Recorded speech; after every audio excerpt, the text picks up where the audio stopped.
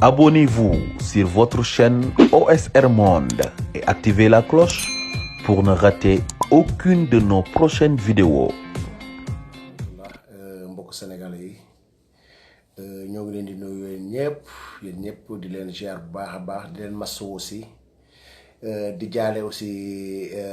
suñu sénégalais yi nga xamante ne maanaam tey mën nañ leen a considérer ay martyrs di wax ne jàpp naa ne seen dem bi nga xam ne moom lañ dem boo xam ne am nañ yaakaar bu baax ci suñu borom ndax injustice lañ doon xeex ndax nooteel lañ doon xeex donc du ñu mën a def lu jàppale ay martyrs di masawu seen mbokk yi nag ndax vraiment ñàkk dafa métti trop ñu métti lu ko ak ñoom di wax ci aussi ñi nga xamante ni ñu ngi ci prison bi. Bon tey su ma yeboon peut-être dinañ def waxtaan mais loolu sax moo tax tey ma bëgg a jàkkaarloo ak yéen pour ñu waxtaan aussi ci lu ñu demee donc li ma bëggoon wax tey mooy umpaliwu leen di tey waa nañ koy waxeeti ñi nga xamante ne ñoom ñooy le peuple coalition le citoyen le peuple. muy ay ni ñu ko waxee ay mouvement citoyen yu bëri ak ay kilifa yu bëri maanaam yoo xam ne ñoo ci tënkoo moo tax ñu ci tënk coalition war ne maanaam Sénégal yépp ñoo taxaw ci mbir moomu tey nag doon nañ def seen conférence de presse man yàlla def na teewoon naa fa aussi li ci gën a am solo mooy conférence de presse bi ki nga xamante ne mi ngi toog këram avant ñuy wax li ñu def conférence de presse ki nga xamante ne c'est un patriote ki nga xamante réew mi ñor na la loolu nekkoon loolu nga xamante ne yow moom lañ def seen conférence de presse moom loolu moo nekkoon sa xel ndax tey képp ko xam ne patriote nga mbir mi nga xam ne xew na mu jur lu bëri aussi mu am ay jàngat yu bëri ci nit ñi mën a jàngat vraiment bañ jàpp ci ay doomu sénégalais yoo xamante ne vraiment jàppuñ leen ci lenn lu dul bëgg leen a xañ seen àq ak seen yelleef ndax bu ñu demee ba tollu ci réew moo xam ne réewu dictateur la bon vraiment doy na waar daal léegi ci biir loolu may wax ci manifestation bi nga xam ne moom la ñu war a organiser samedi bi il faut comme ni ñu ko waxee ñun ñoo jël suñuy responsabilité ñun amul kenn koo xamante ne kilifa nga wala yaa doon leneen loo xamante ne yaa ñu mën a wax ne xeex leen ngir réew mi génn ci li mu nekk. ay jeunes sénégalais yoo xam ne bëgg nañ sénégalais tey yàlla dimbale ñu tey xam nañ adduna bi ni muy doxee te ñi xam ne Sénégal waroon na bokk ci réew yi nga xam ne ñoo war a gën a développé. ñi nga xamante ils sont très conscients xam li xew yee askan wi xamal leen ne kat ci li ñu nekk ni nekkul li nga xamante ne mooy li gën donc ci biir loolu lañ leen jàppee dara leen wax dëgg yàlla dal leen traité ay terroristes dal leen traité ay secte kenn xamul ay culte bon vraiment kenn xamul genre moo yu mel noonu fan lañ jógee danañ ci ñëw nag lu indi baat yooyu noonu danañ ci ñëw donc li ñu bëgg wax rek mooy nu ñu taxaw gis nga ñii nii ay sénégalais lañu yoo xamante ne dañoo bokk ñun xeex bi yoo xamante ne su ma yeeboon ci tetu xeex bi la ndax ku mel ni Guy Marius Sagna kenn du naataamle engagement am ak bëgg réewam ku mel ni Clédor Sène Kassale ku mel ni Assane Diouf koo xam ne tey vraiment sénégalais yu bari xam nañ fu mu tolloon bay saaga bon donc ñun ñëpp vraiment Sénégal moo leen ñor nga gis ci côté bi ku mel ni Abbas Fall coordonnateur aar xam ñoo lànk Abbas Fall aussi nekk un membre sur le copil de Pastef ak ki ñuy wax mooy l'administrateur du parti de Pastef Bassirou comment dire aussi Birame Souleye Diop ñooñu la gars yi téye ak ay centaines de xale yoo xamante ne ñii ëppuñ leen dayoo ñii rek liñ ci mën a tudd mais la jàpp ñi moo jàpp ñooñu donc ñuy ñaan ñun sénégalais yi lii ñoo ko jógandoor nañ jógandooraat waraan Macky Sall pacifiquement la ñu wax amul sànni xeer amul dara ñoom ñoo ñuy sàmma bii bu ñuy nangu la ci nii wala ci nee Macky Sall amatul fitu bañ jamono biñ toll nii amatul fitu am ñuy bañal ñun sénégalais yi ndax dañ ko won suñu doole donc bu ñu yoxal nag ndax dafa am lu ñuy wax dañ naan tapet bu fekkee kuttu nga boo kuttee bul bàyyi te fi ñu téye foofu la mooy Macky Sall li ñu bëgg mu def ko na ko def daar daar donc ñu leen invité samedi ñëpp nañu jóg vraiment war ne Macky Sall doomu Sénégal yi nga tëj tëjoo leen ci yoon vraiment bu fekkente ne bëgg nga am ñoo tëj am na ñoo xam ne ñu ngi leen tudd ci ay lubal ñooñu nga war a jaamaarlool donc ñu lance appel à tous les Sénégalais ñëpp nañu jël suñu initiative il faut ñu waxante dëgg aussi quoi mooy ñun gënuñu ñuy dee ah dañu waxante dëgg gënuñu ñuy dee te dañuy dee gënuñu ñuy dee te dañuy dee nañu imaginer nag bu fekkente nit dafa dee ngir yow amul leen loo ko xamante ne mën nga wala nit ñi tëj ko kaso ngir yow amul leen loo xam ne mën nga ko yow muy nekk ci biti donc vraiment buñ dee ba tollu foofu day xaw a doy waar donc lu ñu wane woon ci lundi bi nu ñu wane lu ëpp loolu ndax tey tous les militants de Pastef tous les activistes du Sénégal tous les patriotes du Sénégal tous les patriotes waxuma les militants du Pastef ñoom ñëpp ñoo bokk benn programme ñoom ñëpp ñoo am benn projet boo xamante ñoo bokk benn projet c'est pourquoi léegi ñoom ñëpp ñu ànd donc loolu noonu benn Macky Sall ak minorité bu ndaw a ndaw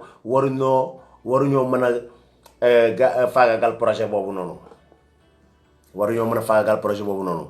donc ñu leen di lancer appel di wax ne yéen ñëpp na ngeen jóg massivement vraiment bu kenn am loo xaar bon sama gars yi ma ñëw waxtaan ci affaire Ousmane Sonko bi comme niñ ko daan defee mais dafa fekk ne mbir bu xewee maanaam ku nekk ak na nga koy interpréter ku nekk ak lecture yi nga xamante ne moom nga ciy def donc je ne sais pas mais dafa am lecture bu ndaw bu ma ci def boo xam ne après da ngay tollu benn moment boo xam ne non seulement que Macky Sall mi ngi wane boppam mais non seulement que mi ngi wane jikkoom maanaam mi ngi wane boppam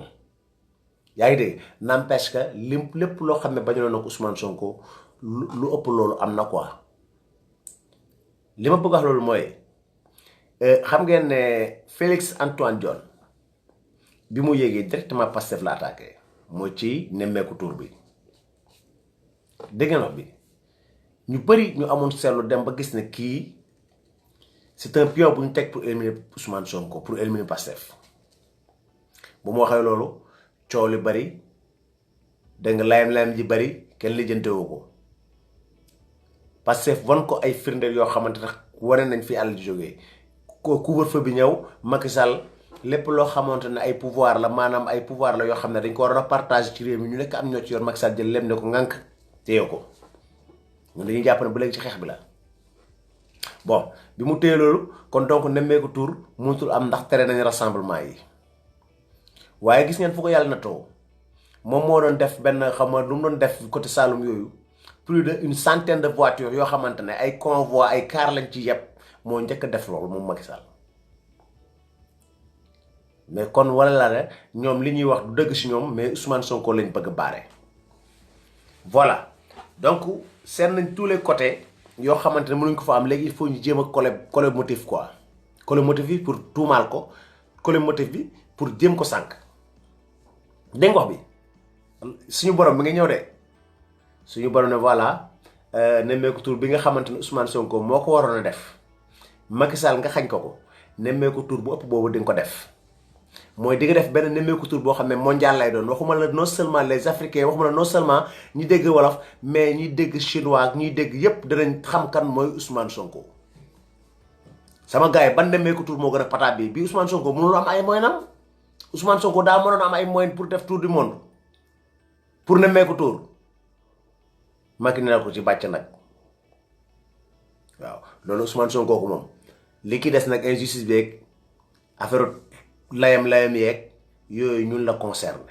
Ousmane Sonko nag est un citoyen sénégalais boo xam ne ci ñun la bokk ak ñun gëm-gëm donc ala kulli aleen gisuma lu ñu war a mën a séparer en ce moment là où mu ne donc dañuy wax ne rek lu mu métti am na yu ciy réglé wu ndax lu yàlla namul ci doomu aadama nit mënu ko def Ousmane Sonko ñun xamal nañ ne Sénégalais yi Ousmane Sonko même ku ko bayul xel xamal nañ ne Ousmane Sonko nekkul ku ñuy laal ndax yàlla dafa def mu indi loo xamante ne sénégalais yi ñi ngi doon dund li te xam musuñ koo wax musuñ koo teg vraiment yaakaar bu bari am ci moom ba tax na yàlla jël ko ngeen xool affaire yi quoi manifestation yi gis ngeen ay xale ñoo dee te xoolee ay xale ñoo doon jooy Sim man mën naa ci joxe ay firnde lu tax ne Ousmane Sonko xale yi dañ ko bëgg. élection yi passé élection présidentielle yi ñun fi ñu nekkoon Macky Sall dafa ñoo dóor métti nañu trop ndax dafa ñoo foo dóor mais benn moment laa la wax ni xale yi bi résultat yi génnee xale yi dañ maa wër man di yuuxu ba sama yaram bi dafa summeeku rocceeku la def donc loolu nekkul loo xamante ne lu nit di defal boppam la loolu yàlla moo koy def te moom te aussi ñun ñu am ci yaakaar bu baax a baax comme ni ma leen koy waxee rek li ko Sénégal yëpp sentiré ak ni ko képp koo xam ne conscient nga rek loolu nga wax quoi le combat continue le combat continue le combat continue sama gars yi nañu gën a taxaw nañu gën a mobiliser wu taxaw pour def face à face ak Macky Sall Macky Sall dama ne des fois bu nangu sax dugg ci ñi xam quoi ndax bu ñuy wax rek yow boo mul sa bopp bi day toj buñ la fee yoo xamante yow da lay leer na say junne morom ñi ngi ci Sénégal xamuñu lii li nga xam ne Macky Sall mu ko def tey conférence de presse bi gis ngeen tey Cheikh Oumar Diagne waxtaan na ci ba ci programme góor jigéen ñi maanaam boo ko dégloo ci xam-xamam boobu nga xamante tey jàpp nañu Sénégal kenn gënu koo maîtriser loolu noonu parce que da cee gëstu xam ci lu bari mais boo ko dégloo sa àdduna day tukki da ngay xam ne Sénégal bi Macky Sall dugal na ko ci guutu gum dul génn ba illaa yow mi diini d'ailleurs ñuy seetlu sax seetlu nañ même discours bi mu koy def yére bi mu sol am na benn affaire bu xonq am lu noir nekk ci noonu boroom xam-xam ak ñi nga xam ne ñi ngi gëstu ci mbirum borom ñaari tur yeeg ñoom ñoo xam daal waaw ñooñu noonu yaa ngi dégg gëstu nañu loolu seeni mandarga la te ci biir mandarga yooyu ak mandarga fétiche la décrypté ko nañ ko benn ba ñu xam ne koo gis xam ne lii fii la Macky Sall maanaam boo dégloo Cheikh Oumar Diagne bu la waxee Macky Sall fi mu démarré ak gars yi ñi ko accompagne ci campagne am ñun ñëpp maanaam boo leen dégloo da ngay xam ne ñun dañoo yàgg nelaw am na ñu fi ñëw ñoo xam ne dañuy ñëw pour jàppale ñu moo tax ñu ragal ne nañu taxawal bu baax a baax quoi parce que gars yi ñun la ñuy manipuler ñun askan bi ndax fee yooyu nga xamante ne Cheikh Oumar Diagne ma ngi koy teg dama ne la kilifa diine bu ñu ko xamoon ñoom ñooy raam même bu ñu mënul dox dañu raam manifesté wu parce que réew mi nga xam ne Cheikh Ahmadou Bamba nga fi woon réew mi nga xam ne Cheikhul Islam Baye Niass mi ngi fi woon réew mi nga xam ne Maodo Malick Sy mi ngi fi woon bu Kounta Ndiassane mi ngi fi woon ñoom ñëpp ñi ngi fi woon nekkoon ay jàmbaar yoo xam ne dañoon xeex réew mi am lu ñu xeex ci réew mi ba am ko muy diine l'islam muy chrétianisme loolu moo am Sénégal tey bu ñu demee ba yooyu yëpp ñu bëgg koo dindi ba nga xam ne influence bi nga xamante ne tey ñoo ngi doon wax ne loolu moom mooy suñu premier handicap ñun Sénégalais yi mooy lan mooy éducation d'abord éducation bi nga xam ne ñun moom lañu éduquer suñu doom yi ci école yi éducation boobu nekkul suñuy culture nekkul suñu ngëm-ngëm ci ngëm-ngëmu nasaraan donc foofu la influence bi jógee moo waral tey lii am nii am ndax denn ba moment comme ni ma koy waxee boo tëkkul cravate ne woo bon quoi xam nga son excellence bon duñ la considérer muy éducation parce que dem nañ ba xamal ne la ku jàngul français doo tekki ku jàngul France doo nekk boroom xam-xam te yooyu ñu lay xamloo ñoom seen xam-xam la ñoom lu ñu xam moo tax dañuy bari ci yenn affaire sax xolal da ngay sukkandiku ci ay mbiru atte nga dégg ñu naan article nangam diw moo génne loi nangam ak nangam imagine ça te yàlla mi nga xam ne moo sàkk àdduna teg fi benn programme am xam diin yëpp teg doomu aadamam yëpp sàkk leen sàkk koo xamante ne gëmul dara sàkk ku gëm chrétianisme sàkk ku gëm l'islam yàlla miy def loolu programme am xam nga léegi Macky Sall doon un simple citoyen sénégalais boo xam ne yàlla jox na ko réew mi boobu mu dugg ci loolu moo tax man nañu def attention quoi gis nga lu tagg rek morom ma lay wuti quoi Macky Sall ak xam nañu ko wax Macky Sall ak Adji Sarr def leen ci ñoom ñaar ay jàngat def leen ci ñoom ñaar ay jàngat bu baax a baax a baax a baax dafa am lu leen jiital li mën a xew ci li ñuy sàkku yépp lijjantewuñu ko ñoom li ñuy sàkku rek li ñuy sàkku te tey képp koo xam ne tey xalaat bu gàtt nga yor comme man soo amee loo jàngat ci doxalinu Macky Sall danga naan réellement Macky Sall nawlawul Sénégalais yi wax dëgg yàlla am na ñun ñu ko waxit noonu yëpp kenn toogu la sama waxtaan ci ku ci nekk da nga xool ni réew mi déroulé nga xam ne ça ne va pas donc Macky mu ngi dugal ci loo xamante ne après ñu à l'avenir parce que moment bi ñu toll nii munu li nga xamante ni téye na ko ci loxam bëgg koo dugal ci réew mi munu ko forcer parce que génération dafa des ay génération magam dañ fi des donc génération boobu tey feeg 20 ans ñëpp ay jeex li génération beneen bii ñëw ñoo dugg ci tux doon yi mu def nii ndax ñoo ñëw fekk loolu nekk ndax buñ demee ba tey comme ni ko desaan ñu leen di sant bu baax a baax muy Mboup te mu nekk coordonnateur u ànd sàmm jikko yi mouvement boobu nga xamante ne def nañ benn tournée nationale boo xam ne dugg nañ ci kër kilifa diine yépp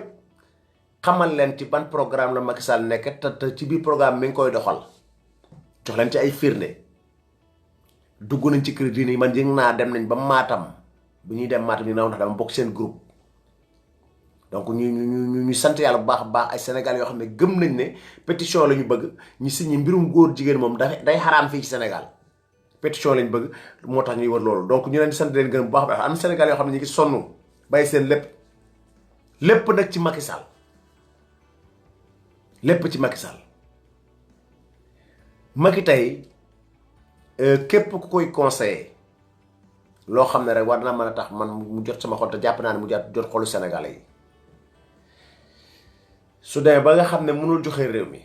nga taxaw woote programme bi nga xamante ne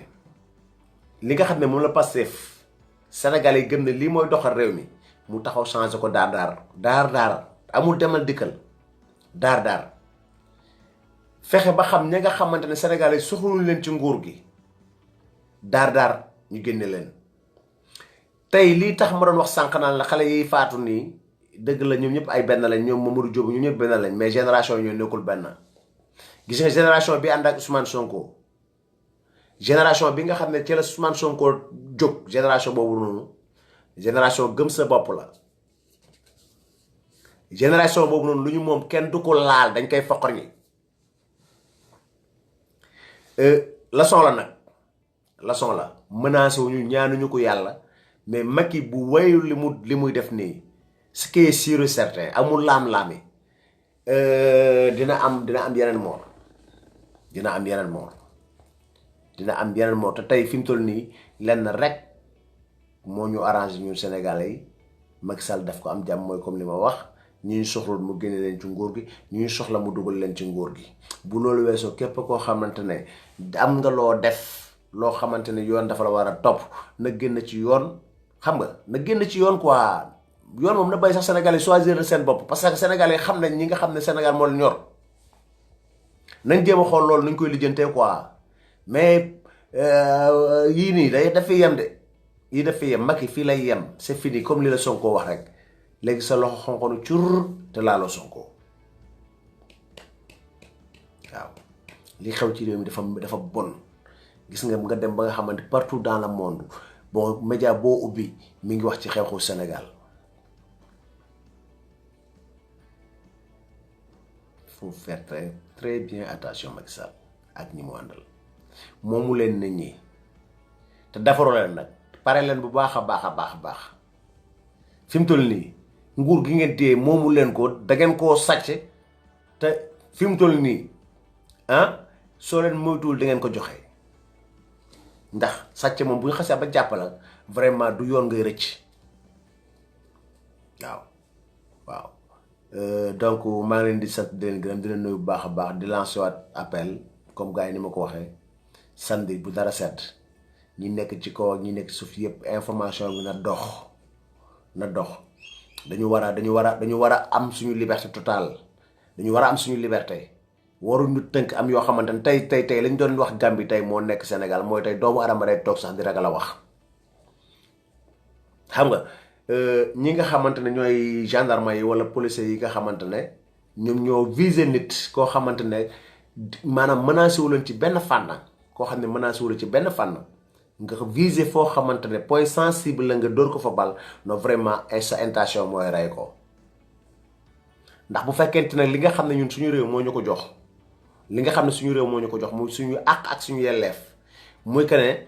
nit ki boo amee lu ko naqari war na ko mën a marcher pacifiquement sans yàq lan ngay def doo ñaan ne jox digal leen ma def marche de da nga leen di yëgal damay def marche jour nangam loolu constitution bi moo ko wax ñoom la leen war mooy nga yëgal leen ñoom ñi encadré la maanaam gunge la ba fa ngay def protéger la yàqkat bu bëggee ñëw ñu dàq ko ku ci nekk ci biir yéen bëgg a yàq ñu génnee ko kon donc loolu nii yoon mayee Macky Sall muy buur muy xam nuñ ko wax muy buur ak bumi noonu la yoon mayee citoyen Sénégal bi pour mu def loolu donc nag ki nga xamante ne tey yow lii yaa ko moom nit taxaw ne doo ko jëfandikoo te yow yaay borom ça ne va pas donc nag comme ñi nga xamante ne dañoo ragal ay lacrymogène ak ñi nga xamante ne mooy loolu dañoo jàpp ne manifestation dee la bu doon loolu àdduna tas na bu yàgg ndax manifestation bu nekk ci jeexal moo ciy des te ñi ciy dund ñuy ëpp téeméeri junni ñi faatu te changement day am ndax boo xoolee sax nag réalité vie bi sax nag loolu nag képp ci ñun koo xam ne faatu nga ci yoo xamante ne ci sa mbirum bopp dong la ah mooy loolu daal mooy loolu quoi waaw réalité bi mooy ku nekk da nga war a xeex lenn pour kii ñëw ëllëg loolu mooy réalité de vie bi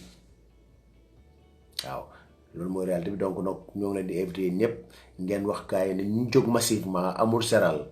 donc mu ngi nii comme li ma leen ko xam moom mën naa leen ko wanaat mooy la coalition citoyenne le peuple exige la libération de tous les autres détenus waaw exige la ñu wax de waxuñ ñaan par force doole mbaam ñëpp ñoo xam ne jàpp nañ leen bàyyi bu ko defut ah nag gis lu ëpp lim def lim gisoon te lu mën a nekk la donc asalaamaaleykum les frères maa ngi leen nuyu bu baax di leen ziar asalaamaaleykum wa rahmatullah.